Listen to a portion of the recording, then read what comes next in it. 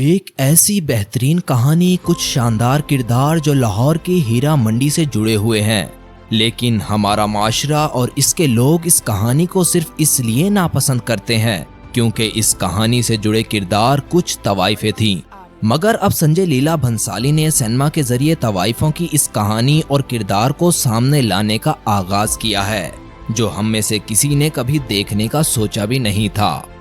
پیارے دوستو، لاہور میں ہیرا منڈی اس علاقے کو کہتے ہیں جہاں زناکاری کی غرض سے اڈے قائم تھے اور جہاں پورے ملک سے لوگ اپنی جنسی خواہش مٹانے کے لیے آتے تھے۔ لیکن اس کے علاوہ بھی اس بازار حسن کے بارے میں بہت سی ایسی باتیں ہیں جو آپ کے لیے جاننا بہت ضروری ہیں۔ مثال کے طور پر لاہور کا ہیرا منڈی بازار ہے کیا اور اس کی تاریخ کیا ہے؟ لاہوری عوام کو اس فلم پر اس قدر غصہ کیوں ہے؟ اس وقت اس بازار کی کیا صورتحال ہے؟ آئیے ان تمام سوالوں کے جوابات اس ویڈیو میں جاننے کی کوشش کرتے ہیں اور آپ کو بتائیں گے کہ ہیرا منڈی نام کے پیچھے کون سی وجوہات تھیں۔ فریدن دہلیز پار کر گئی، دیوار پار نہیں کر پائیں گی۔ پرانی دیواریں پار نہیں کی جاتی، گرا دی جاتی ہے۔ پیارے دوستو، جس زمانے میں پنجاب میں سکھوں کا راج قائم تھا، اس زمانے میں سکھوں کے زیر انتظام لاہور کے گورنر ہیرا سنگھ نے یہاں پر ایک تجارتی منڈی بنائی جس کا نام ہیرا منڈی رکھا گیا۔ یہ منڈی ویسے تو اجناس کی خرید و فروخت کے لیے بنائی گئی تھی، لیکن مغلوں کے دور میں اس منڈی میں زیادہ تر ناچ گانا کرنے والی عورتیں، جنہیں عرف عام میں طوائفیں کہا جاتا ہے، ان کا بسیرا ہو گیا اور یہ پوری کی پوری منڈی اس حوالے سے مشہور ہو گئی۔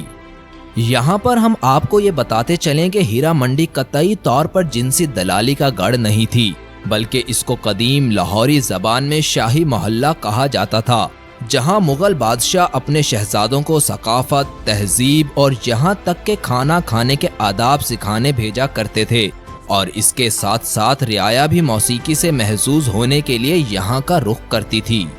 شاہی محلہ ایک انسٹیٹیوشن کی طرح ہوا کرتا تھا، جہاں پر شعر و شاعری سے لے کر ڈانس، اداکاری اور مختلف زبانیں جاننے والے استاد رہتے تھے، جن سے تعلقات رکھنا بڑے بڑے لوگوں کے لیے بھی فخر کی بات ہوا کرتی تھی۔ اکبر کے بعد جہانگیر اور اس کے بعد بھی مغل دور کے آخری سالوں تک اس محلے کی یہ شان و شوکت کم و بیش ایسے ہی بنی رہی۔ لیکن جب وقت کے ساتھ ساتھ مغلوں کا زوال شروع ہوا اور انگریزوں کی شکل میں یہاں جنسیت نے باقاعدہ فیشن کی صورت اختیار کر لی، تو یہاں پر موجود وزادار طوائفیں اپنا بوریا بستر اٹھا کر یہاں سے دور دراز علاقوں میں چلی گئیں، جہاں انہیں مختلف علاقوں کے نوابوں اور جاگیرداروں نے اپنے ہاتھوں ہاتھ لے لیا۔ ان کے یہاں سے جانے کے بعد یہاں پر ایسے لوگوں کا بسیرا ہو گیا جنہوں نے ہیرا منڈی کی حیثیت ہی بدل کر رکھ دی، اور یہ علاقہ جنسیت کی نظر ہو گیا اور یہاں موسیقی سے زیادہ جسم فروشی عروج پر پہنچ گئی۔ دراصل ہوا یوں تھا کہ مارچ 1849 ایسٹ انڈیا کمپنی نے لاہور پر قبضہ کر لیا اور برطانوی راج کے دوران ہی برطانوی فوج کی تفریح کے لیے انار کلی بازار میں کئی کوٹھے تعمیر کیے گئے تاکہ مغلوں کی تذلیل کریں، جنہیں بعد میں ہیرا منڈی کے اندر منتقل کر دیا گیا۔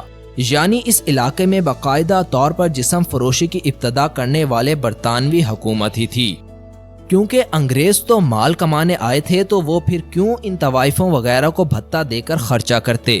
نتیجہ یہ ہے کہ ایک بار پھر سے لاہور کے اندر وشالے کھلنے لگے اور ان طوائفوں کا کام کاج بند ہو گیا۔ ایون اب تو طوائفیں خود بھی روزی روٹی کمانے کے لیے جسم فروشی کے لیے مجبور ہو گئی تھیں۔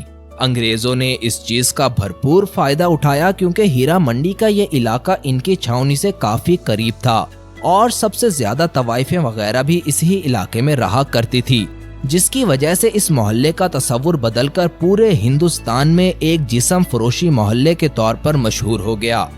تاریخ دان بتاتے ہیں پھر 1860 میں اس علاقے میں ایک خطرناک بیماری پھیلی، جس کی وجہ سے انگریز اپنی چھاؤنی چھوڑ کر شہر سے باہر جا کر آباد ہو گئے۔